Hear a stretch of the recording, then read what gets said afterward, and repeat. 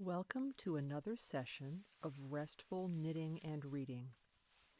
Today's text is taken from a book called The Wonder Book of Knowledge, published in 1921. I will read a selection about watches and timepieces. The Wonder Book of Knowledge, compiled and edited by Henry Chase Hill with the cooperation of experts representing each industry. Published in Philadelphia, Pennsylvania in 1921. The Story in a Watch. Clocks and watches are often called timekeepers, but they do not keep time. Nothing can keep it. It is constantly flying along and carrying us with it, and we cannot stop it. What we call timekeepers are really time measures, and are made to tell us how rapidly time moves, so that we may regulate our movements and occupations to conform to its flight. Of course, you understand that measurement of anything is the comparing of it with some established standard.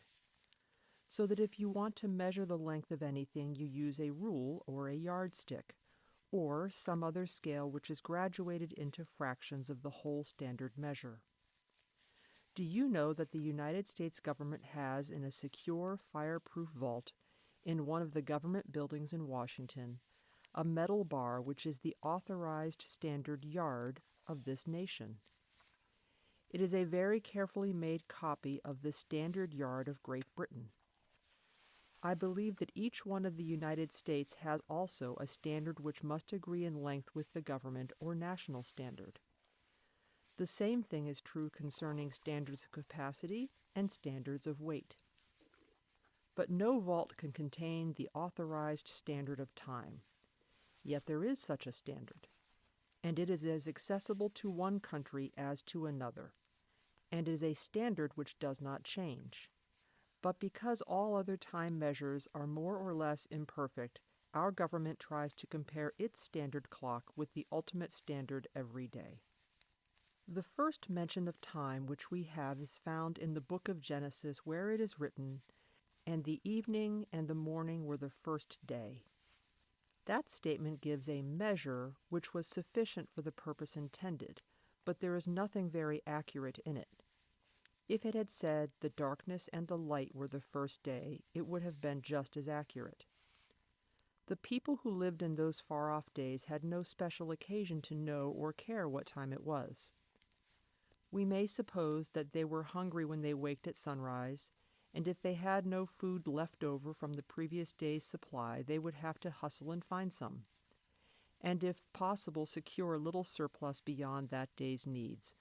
So they would work or hunt until the evening came and the sun disappeared. When a man was tired and the sun was hot, he sat down under a tree for shelter and rest.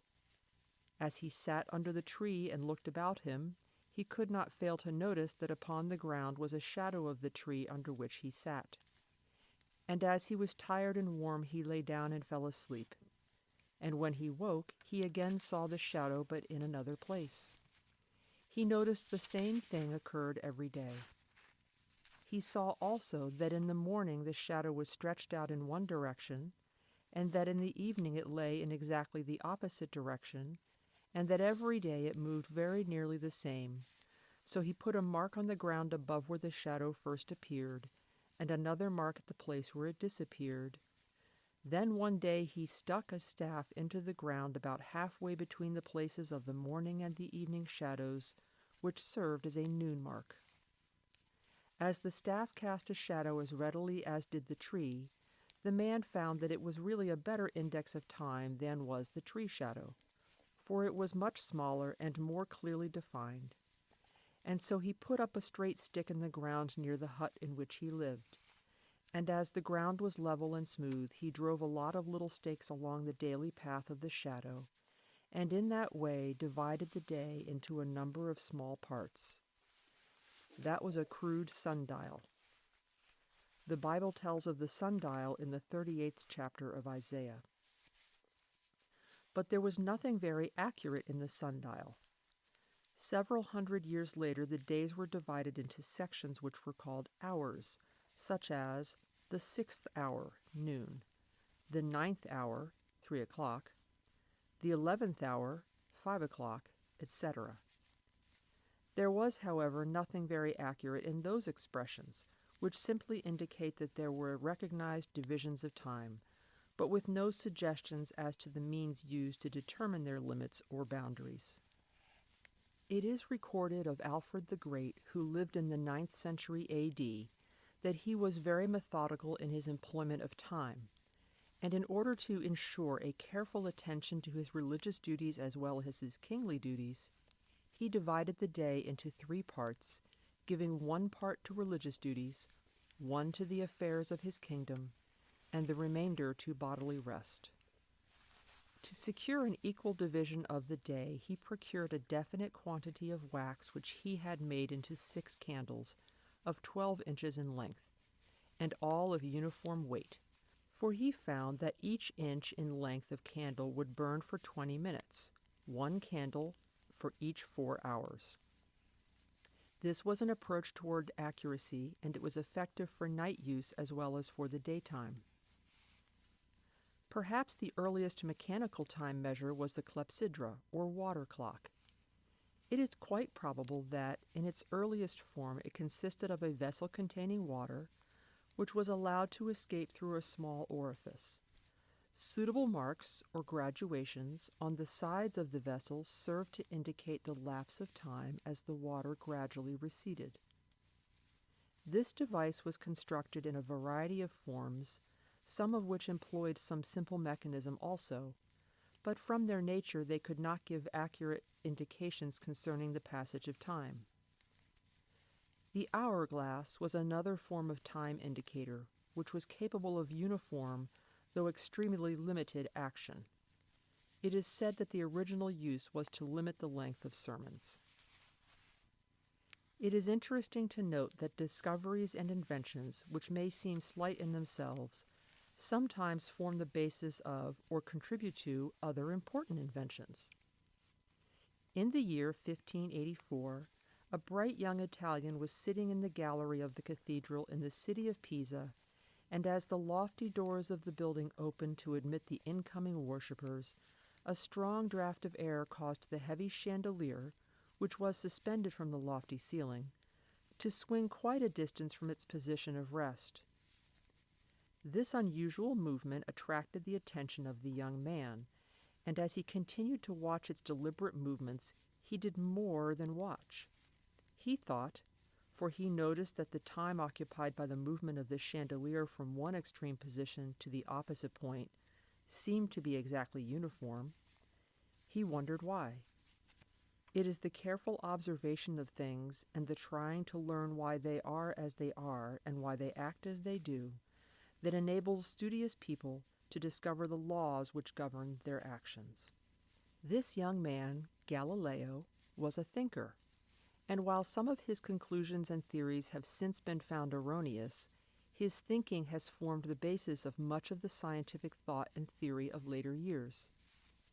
Galileo's swinging chandelier was really a sort of pendulum, and we have made mention of it because it has been found that no mechanical means for obtaining and maintaining a constant and accurate movement will equal the free movement of a vibrating pendulum.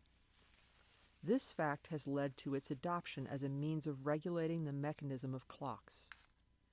For when operated under the most favorable conditions, such a clock constitutes the most accurate time measure yet made. Watches are made to measure time. If anything is to be measured, there must be some standard with which to compare it, for we have seen that measuring is a process of comparing a thing with an appropriate or acknowledged and fixed standard. The only known standard for the measurement of time is the movement of the earth in relation to the stars. It has taken thousands of years for mankind to learn what is now known concerning time. It has also taken hundreds of years to secure the wonderful accuracy in the measuring of time which has now been attained. We have said that nothing has been devised which will equal the accuracy of a pendulum clock. A story was told of a professor of a theological seminary who was one day on his way to a jeweler's store carrying in his arms the family clock, which was in need of repairs. He was accosted by one of his students with the question, "Look here, Professor, don't you think it would be much more convenient to carry a watch?"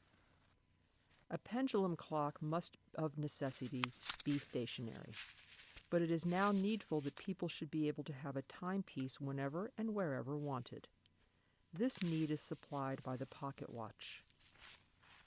If Galileo watched the swinging of the big chandelier long enough, he found that the distance through which it swung was gradually diminishing till, at last, it ceased to move. But what stopped it?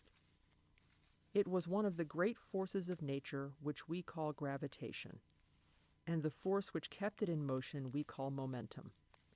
But gravitation overcame momentum. In order to maintain the constant vibration of a pendulum, it is needful to impart to it a slight force, in a manner similar to that given by a boy who gives another boy a slight push to maintain his movement in a swing.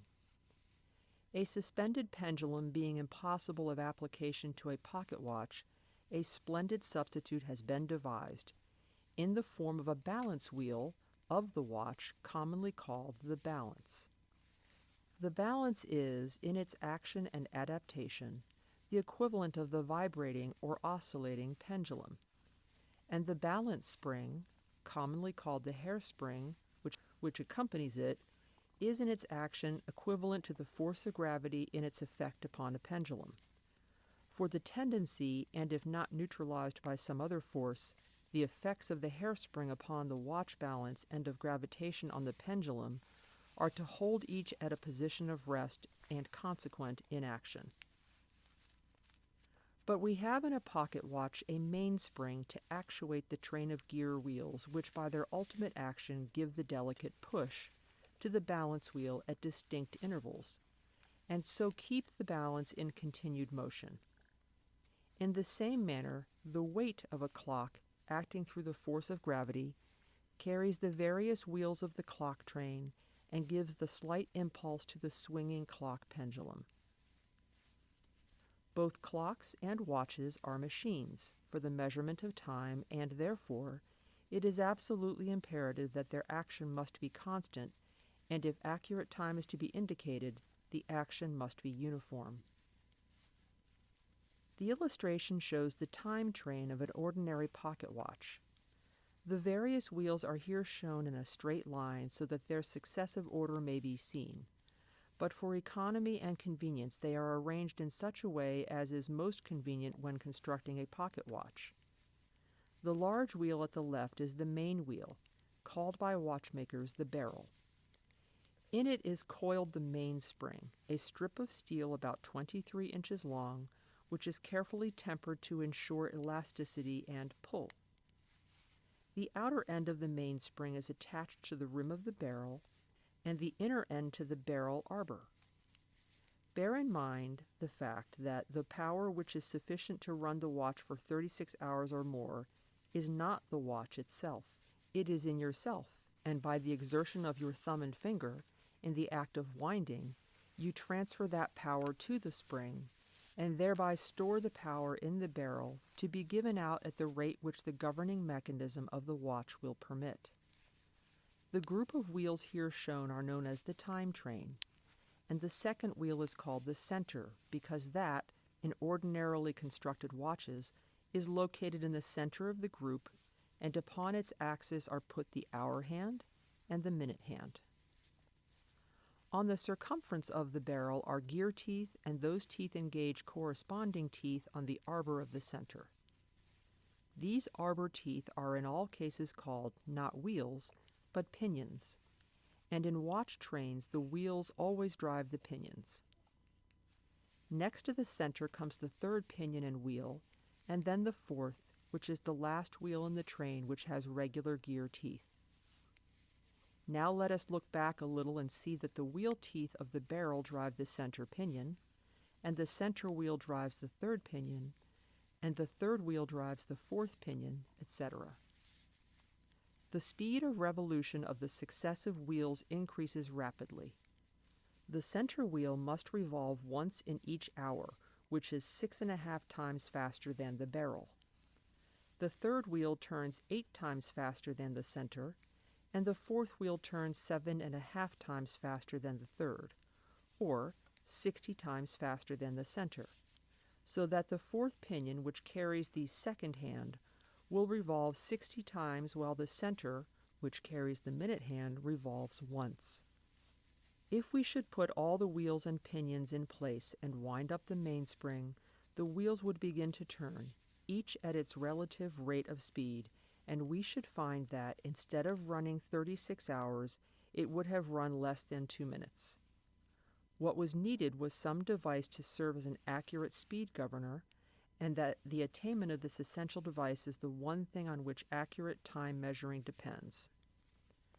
Without any mention of the various attempts to produce such a device, let us, as briefly as possible, describe the means used in most watches of American manufacture.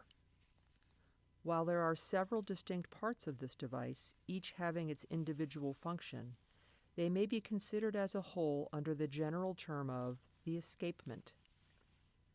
Returning now to the fourth pinion, we see that it also carries a wheel which engages another little pinion, called the escape pinion. This escape pinion also carries a wheel, but it is radically different in appearance as well in action from any of the previously mentioned wheels. An examination of the escape wheel would show that it has a peculiarly shaped piece which is called the pallet, the extended arm of which is called the fork.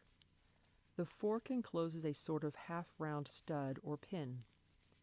This stud projects from the fact and near the edge of a small steel disc. The stud is formed from some hard precious stone and is called the jewel pin or roller pin, and the little steel disc which carries it is called the roller. In the center or axial hole of the roller fits the balance staff, which staff also carries the balance wheel, and the balance spring, commonly called the hairspring. The ends of the balance staff are made very small so as to form very delicate pivots which turn in jewel bearings. The balance wheel moves very rapidly, and therefore its movement must be as free as possible from retarding friction, so its bearing pivots are made very small. Now that we have given the names of each of the different parts which compose the escapement, let us see how they perform their important work of governing the speed of the little machine for measuring time.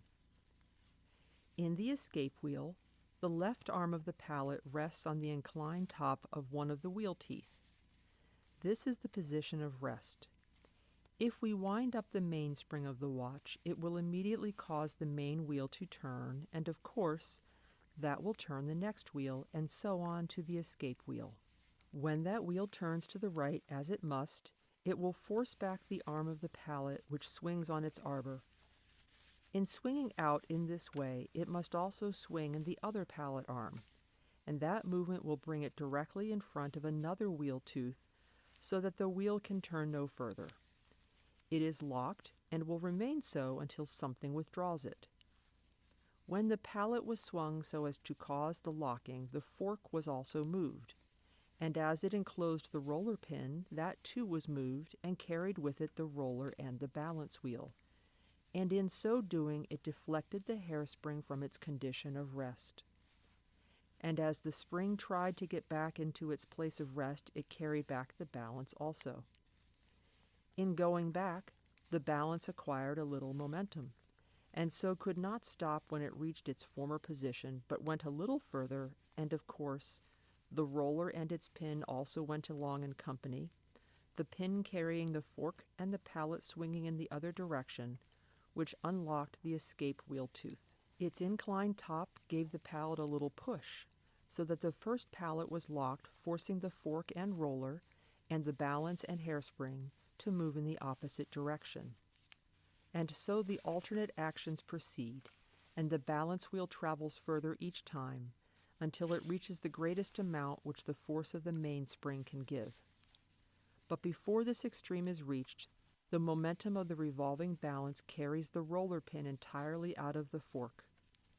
As the fork is allowed to move only just far enough to allow the pin to pass out, it simply waits until the fork returns and enters its place, only to escape again on the other side. And so the motions continue to the number of 18,000 times per hour. If that number can be exactly maintained, the watch will measure time perfectly. But if it should fall short of that exact number only once each hour, it would result in a loss of 4.8 seconds each day, or 2.4 minutes in 1 month. A watch as bad as that would not be allowed on a railroad. Isn't it wonderful that such a delicate piece of mechanism can be made to run so accurately? And the wonder is increased by the fact that the little machine, to a great extent, continually moved about and liable to extreme changes in position and in temperature. Watches of the highest grades are adjusted to 5 positions as well as to temperature. Some are adjusted to temperature and 3 positions, and still others to temperature only. The way in which a watch is made to automatically compensate for temperature changes is very interesting. Varying degrees of heat and cold always affect a watch. It is a law of nature that all simple metals expand under the influence of heat and therefore contract when affected by cold. Alloys, or mixtures of different metals, act in a similar manner but in varying degrees. Some combinations of metals possess the quality of relatively great expansibility. Another natural law is that the force required to move a body depends upon its size and weight. So it follows that with only a certain amount of available force, a large body cannot be moved as rapidly as a small one. The force of 200 pounds of steam in a locomotive boiler might be sufficient to haul a train of 6 cars at a speed of 30 miles per hour, but if more cars will be added, it will result in a slower speed. The same principle applies to a watch as to a railway train. Therefore, if the balance wheel becomes larger as it grows warmer, and the force which turns the wheel is not changed, the speed of the movement must be reduced. One other natural law which affects the running of watches is this: variations in temperature affect the elasticity of metals. Now the balance spring of a watch is made from steel and is carefully tempered in order to obtain its highest elasticity. Increase in temperature, therefore, introduces 3 elements of disturbance, all of which act in the same direction of reducing the speed. First, it enlarges the balance wheel. Second, it increases the length of the spring. Third, it reduces the elasticity of the spring. To overcome these 3 disturbing factors, a very ingenious form of balance has been devised. A watch balance is made with a rim of brass encircling and firmly united to the rim of steel.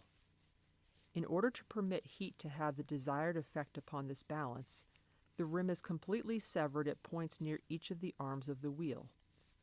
If we apply heat to this balance, the greater expansion of the brass portion of its rim would cause the free ends to curl inward. In order to obtain exactly 18,000 vibrations of the balance and in an hour, it will be seen that the weight of the wheel and the strength of the hairspring must be perfectly adapted to each the other. The shorter the spring is made, the more rigid it becomes, and so the regulator is made a part of the watch, but its action must be very limited or its effect on the spring will introduce another serious disturbance.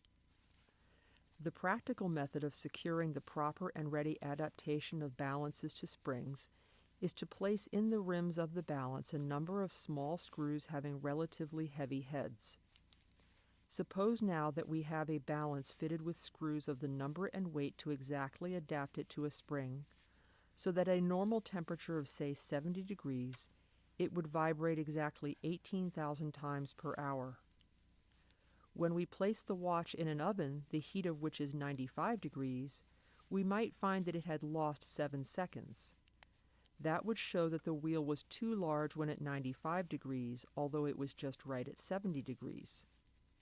Really, that is a very serious matter. It would lose at the rate of 2 4/5 minutes in a day.